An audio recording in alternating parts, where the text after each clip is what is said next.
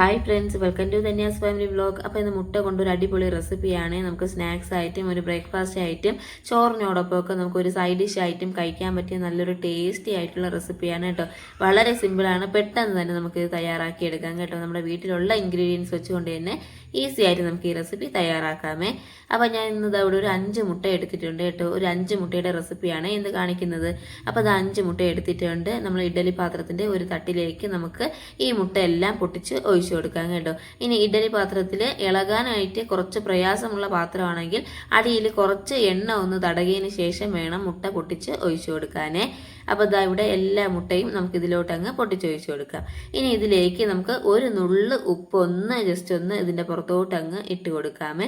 ആ മുട്ടയ്ക്ക് ഒരു ഉപ്പ് കിട്ടാൻ വേണ്ടിയാണ് കേട്ടോ. അപ്പോൾ ഒരു നുള്ള് ഉപ്പ് ഇട്ട് കൊടുത്താൽ മതി കേട്ടോ.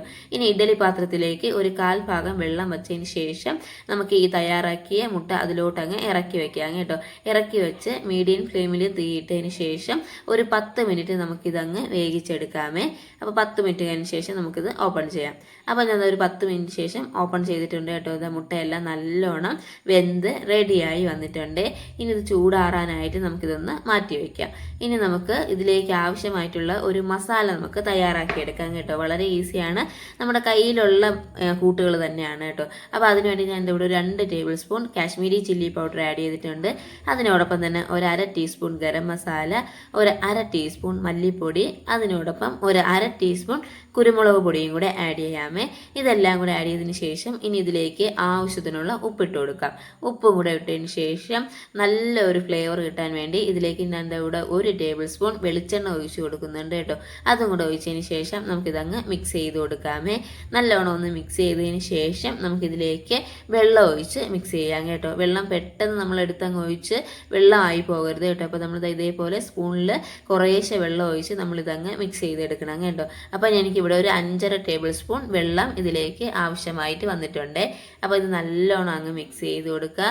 നല്ലോണം ഒന്ന് മിക്സ് ചെയ്ത് നമ്മൾ ആ ഒരു കണ്ടല്ലോ, ഈ ഒരു പരുവത്തിൽ നമ്മൾ ആക്കിയെടുക്കണം കേട്ടോ. അതായത് ഒരുപാട് ലൂസായി പോകാനും പാടില്ല, എന്നാൽ ഒരുപാട് കട്ടിയാകാനും പാടില്ല കേട്ടോ. ആ ഒരു പരുവത്തിൽ അതങ്ങ് സെറ്റ് ചെയ്തെടുക്കണേ. അപ്പോൾ അതാ ഇവിടെ മുട്ടയിൽ ചൂടൊക്കെ ഒന്ന് ആറി റെഡിയായി വന്നിട്ടുണ്ട് കേട്ടോ. ഇനി നമുക്കൊരു സ്പൂണും ഉണ്ട്. ഇതേപോലെ സിമ്പിളായിട്ട് നമുക്ക് ഇതിങ്ങ് ഇളക്കിയെടുക്കാം കേട്ടോ. ഇനി ഞാൻ പറഞ്ഞല്ലോ, മുട്ടയുടെ ഈ എന്താണ് ഇഡ്ഡലി പാത്രത്തിൽ ഇളക്കിയെടുക്കാൻ പ്രയാസമുള്ള പാത്രമാണെങ്കിൽ അടിയിൽ കുറച്ച് എണ്ണ ഒന്ന് തടകിയതിന് ശേഷം വേണേ മുട്ട പൊട്ടിച്ച് ഒഴിക്കാനായിട്ട്. എന്നാലേ നമുക്ക് ഇതേപോലെ സിമ്പിളായിട്ട് ഇളക്കിയെടുക്കാനായിട്ട് സാധിക്കുകയുള്ളൂ കേട്ടോ. അപ്പോൾ ഞാൻ ഇതേപോലെ എല്ലാം അതേപോലെ അങ്ങ് ഇളക്കിയെടുക്കുന്നുണ്ട്. അപ്പോൾ ഇതേപോലെ അങ്ങ് ഇളക്കിയെടുത്ത് മാറ്റി വയ്ക്കാം കേട്ടോ.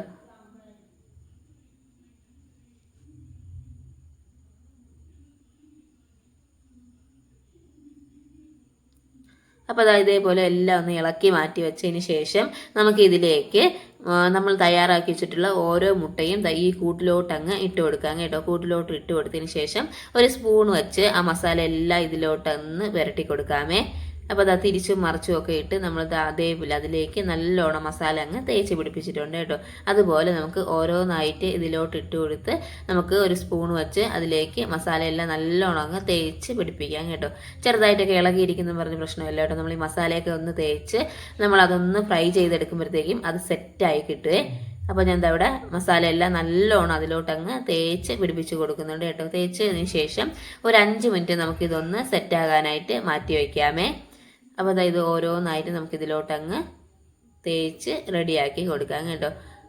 അപ്പോൾ നമുക്കിനി ഇതൊരു 5 മിനിറ്റ് നമുക്കിതൊന്ന് സെറ്റാകാനായിട്ട് മാറ്റി വയ്ക്കാം. ഇനി ഇതിലേക്ക് ഇഞ്ചി വെളുത്തുള്ളി പേസ്റ്റ് ഉണ്ടെങ്കിൽ അതും ഇതിലോട്ടൊന്ന് ആഡ് ചെയ്തതിന് ശേഷം നമ്മളിത് ഈ കൂട്ട് തയ്യാറാക്കിയാലും നല്ല ടേസ്റ്റ് ആയിരിക്കും കേട്ടോ. അപ്പോൾ ഇവിടെ എല്ലാം ഞാൻ അതേപോലെ ഒന്ന് റെഡിയാക്കി എടുത്ത് ഒരു 5 മിനിറ്റ് ഒന്ന് മാറ്റി വെച്ചിട്ടുണ്ടായിരുന്നേ. ഇനി നമുക്കിതിലേക്ക് ഒരു പാൻ വെച്ച് അതിലേക്ക് നമുക്ക് ഇതേപോലെ നമുക്ക് എണ്ണ ഒഴിച്ചു കൊടുക്കാം കേട്ടോ. എണ്ണ ഒഴിച്ചതിന് ശേഷം നമുക്കിതങ്ങ് തയ്യാറാക്കിയെടുക്കാം. നമുക്ക് ഓരോന്നായിട്ട് ഇട്ട് കൊടുത്ത് നമുക്ക് മറിച്ചും തിരിച്ചും ഒക്കെ ഇട്ട് കൊടുക്കണം കേട്ടോ. ഇട്ട് കൊടുത്ത് അതൊന്ന് ഫ്രൈ ചെയ്തെടുക്കാം. അധികം സമയമൊന്നും എടുക്കില്ല കേട്ടോ. ഓരോന്നിനും ഒരു 2 മിനിറ്റ് മതി. 2 മിനിറ്റ് കൊണ്ട് നമുക്കിതങ്ങ് റെഡിയാക്കി എടുക്കാമേ. അപ്പോൾ ഞാൻ മറിച്ചും തിരിച്ചും എല്ലാം ഇട്ട് കൊടുത്ത് മുട്ട നല്ലോണം ഒന്ന് മൊരിച്ച് റെഡിയാക്കി റെഡിയാക്കി എടുത്തിട്ടുണ്ട് കേട്ടോ. അതിൻ്റെ സൈഡൊക്കെ നല്ലോണം ഒന്ന് മുരിഞ്ഞ് അകമൊക്കെ നല്ല സോഫ്റ്റ് ആയിട്ടാണ് കേട്ടോ വന്നിട്ടുള്ളത്. നല്ല ടേസ്റ്റാണ് കഴിക്കാനായിട്ട്. ഇനി ഞാൻ പറഞ്ഞല്ലോ ഒരു സ്നാക്സ് ആയിട്ടോ കുട്ടികളൊക്കെ സ്കൂൾ വിട്ട് വരുന്ന സമയത്ത് ഒന്ന് തയ്യാറാക്കി കൊടുക്കാനും പറ്റിയ റെസിപ്പിയാണ്. അതുകൂടാതെ നമുക്ക് ചോറിനോടൊപ്പം ഒക്കെ കഴിക്കാൻ പറ്റിയ നല്ല സൈഡ് ഡിഷായിട്ട് കഴിക്കാൻ പറ്റിയ ഒരു അടിപൊളി റെസിപ്പിയാണ് കേട്ടോ. മസ്റ്റായിട്ടും നിങ്ങൾ ഇതൊന്ന് ട്രൈ ചെയ്ത് നോക്കണേ. നല്ല ടേസ്റ്റാണ് കേട്ടോ കഴിക്കാനായിട്ട്.